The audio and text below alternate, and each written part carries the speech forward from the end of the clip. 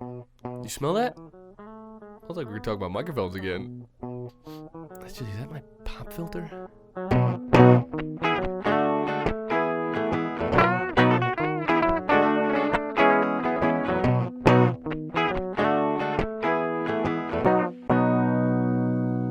Hey, what's up everybody, and welcome to another video.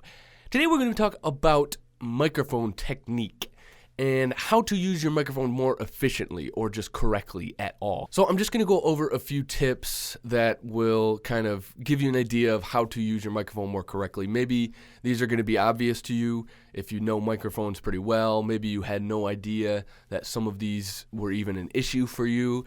But hopefully these will give you an idea of how to better use your microphone and record a better sounding podcast. So with that, let's get started. So number one is going to be keep a consistent distance from your microphone throughout the recording. So where you want to be, kind of the sweet spot for recording podcasts, is about 4 to 5 inches away from the microphone. So an easy way to tell that is if you hold up your fist and put it up to your mouth and put it up against the microphone. That's about how far you want to be away. Now, how I figure this is I have this pop filter here that I have set at the correct distance of where my microphone sounds the best. Now, every microphone is going to be a little bit different, a little bit finicky, so you're going to have to use your best judgment on that. But a good place to start is about 4 to 5 inches if you put your fist up to the front of your microphone. So the reason you want to keep a consistent distance from the microphone is it's kind of jarring to the listener if you kind of are constantly turning to the side and talking over here, or moving back in your seat and talking over here. You can hear just from that it's quite a bit different of a sound, and it's just going to sound more professional if you are constantly in the same distance from the microphone. So that's something to keep in mind when you're recording your podcast. Keep a consistent distance from the microphone and try not to look away while you're talking or look over here. And that can be kind of difficult if you have another person in the room that you're trying to talk to and maybe they're sitting next to you. Try and just look with your eyes and keep your mouth pointed towards the microphone, because otherwise the listener is going to be able to really tell that you're turning away, and it's going to be a little bit jarring. When I say jarring, I just mean that it's going to be just a weird listening experience, that's something that they're not used to. Because whenever you're listening to the radio or an audiobook or most podcasts, it's always a consistent sound throughout the entire podcast, and it's just a little bit weird when that kind of changes up. So another thing to keep in mind for your microphone is to monitor your input volumes. So before you are recording your actual podcast, record a little test piece and monitor where your levels are at. Use your program or your software and kind of see where those dBs lie when you are talking into your microphone. So if you are consistently a little louder during your podcast, then try and emulate that loudness in the test. And if you know you're going to be laughing a lot, maybe give a little test laugh. I know it sounds silly, but it's going to help a lot if you are peaking during your laughter. It's going to be hard to recover that in post. So you want to, during your loudest possible point, you want to be under 0 dB. So usually I try and keep it between -6 and -12 for my normal talking voice during my podcast.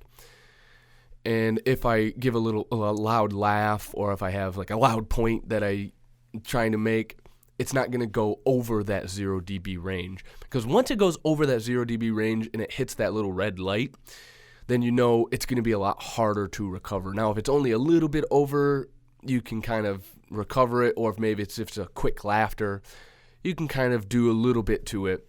But you definitely don't want it consistently over 0 dB, and you definitely don't want it peaking for more than a second or two. Another thing is, when you are actually recording, I recommend wearing headphones during your podcast, because then you can monitor your voice as you are talking to really get an idea of how you're sounding through your microphone, because it can be kind of difficult to tell if you are moving back and forth a few inches or whatever, if you're rocking. So if you have those headphones, then it's a lot easier to tell the volume. And if there's any sort of issue with the recording, then it's a lot easier to catch that right away with your headphones than it is if you listen back to it later and you have to do a little bit of doctoring. Maybe you have to get rid of a whole section. So remember, try and monitor your input volumes before and during your actual recording of your podcast. That way you know there's no mistakes, and if anything happens, you can catch it right away. So the next thing to keep in mind is what space you're actually in. So this has a little bit less to do with the actual microphone, but it has to do with what the microphone is picking up.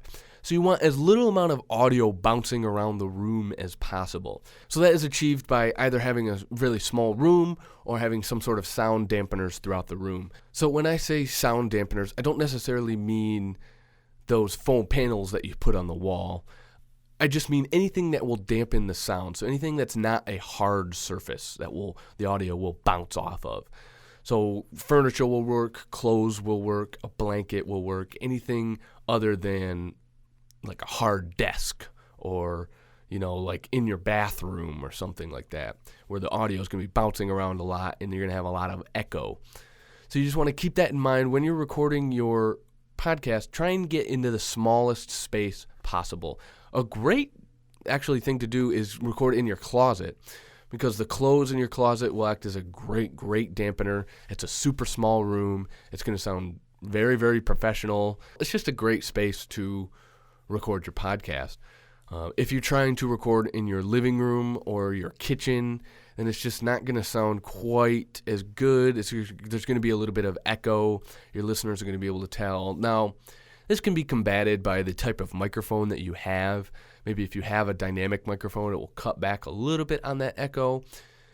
But your listeners will still be able to tell, and there's still going to be a little bit of echo in the microphone, which might not be a big deal to you. But if you're looking to have a more professional sounding podcast, then try and get into the smallest room possible and the most sound dampening room possible. Okay. So the next thing to keep in mind is try not to make any extra noise that is unnecessary. And by that, I mean try not bumping your mic when you're recording, banging on the table. If you're making a point, a lot of people try and bang on the table when they're making a good point. You can swing your knees around and hit the table. A lot of things that can be easily avoided and just really make an unpleasant listening experience for the listeners. Also, in the same vein, you want to turn off any fans that are in the room. Maybe turn off the AC for a little while while you're recording. Try and get into a room where there's a lot less noise. Maybe if somebody's mowing the lawn, wait until they're done mowing the lawn. Anything that is going on in the background that is going to cause extra noise that you're going to have to try and get rid of in post, and it's just going to be a little bit more difficult. You always want to get it correct the first time around rather than trying to correct it in post later. So the final thing that I want to cover today is the actual direction of the microphone that it needs to be pointing in. So some people get this wrong, and it's kind of an easy thing to get wrong. So some microphones are what are called front addressed, and some are called side addressed. So this microphone is actually side addressed because it's sticking straight up, and the front of it is pointing towards me. So the side of it is actually what is capturing the audio. It's pointing out of the side of the microphone. So you don't want to be talking on the top of this microphone, otherwise it's just going to sound like a distant voice because you're not talking directly into the actual microphone. So I'll give you an example of a front addressed microphone. So this is an SM57. They're super, super popular microphones. They're really great for tracking instruments. And this is a dynamic microphone rather than this one being a condenser microphone.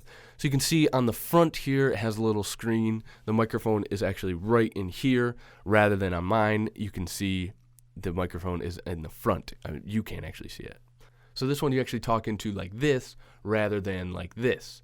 Because on mine, you can see it's side addressed. This one is front addressed. So that's the difference between front addressed and side addressed. So just look up whatever your microphone is, if it's front addressed or side addressed. Should be an easy enough thing to figure out.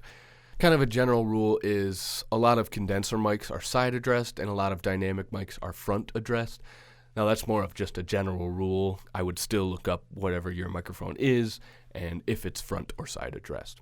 So those are some tips on how to use your microphone more efficiently, some techniques to help you produce better quality audio.